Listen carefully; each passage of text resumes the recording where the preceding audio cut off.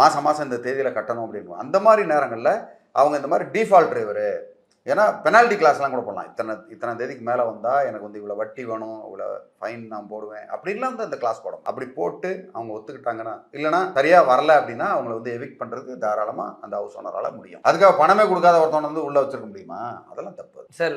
இப்போ இந்த கண்டிஷனில் கேட்கலாம் சார். இப்போ ஓனர் வந்து எனக்கு இந்த வீடு வந்து பர்சனலாக என்னோட பயன்பாட்டுக்கு வேணுன்றார். ஆனால் டெனன்ட் வந்து இல்லை நான் ஸ்கூலெல்லாம் நியர்பையில் இருக்கிறனால தான் இந்த வீட்டுக்கு வந்தேன் அப்படின்னு சொல்லி நான் இந்த வீட்டை விட்டு காலி பண்ண முடியாதுங்கிறாரு. இவர் எனக்கு பர்சனல் தேவை வேணுங்கிறார். இந்த கண்டிஷன் எப்படி சார்? பர்சனல் தேவைன்னா கொடுத்து தான் ஆகும். இப்போ பர்சனலாக ஒரு இடத்த நம்ம ஒரு தேவை அப்படின்னா பர்சனல் தேவையை விட்டுட்டு அவர் வாடகை கூட முடியுமா? அப்படி வாடகை விட்டுருந்தா கண்டிப்பாக அவர் வந்து டெனன்ட் காலி பண்ணி தான் ஆகணும். அது வந்து ஜென்யூனாக இருந்தா. ஏன்னா இவர் பாட்டுக்கு 10 வீடு வச்சிருப்பாரு, 10 வீடு வச்சு எனக்கு எல்லாமே எனக்கு தேவை அப்படின்லாம் சொல்லிக்கிட்டு உட்காந்துருக்க முடியாது. அதனால அது வேலிட் ரீசனாக இருந்தால் கண்டிப்பாக உடனே காலி பண்ணுறதா இல்லை நோட்டீஸ் கொடுக்கணுமா சார்? அதையும் நோட்டீஸ் கொடுத்து தான் காலி பண்ண முடியும்.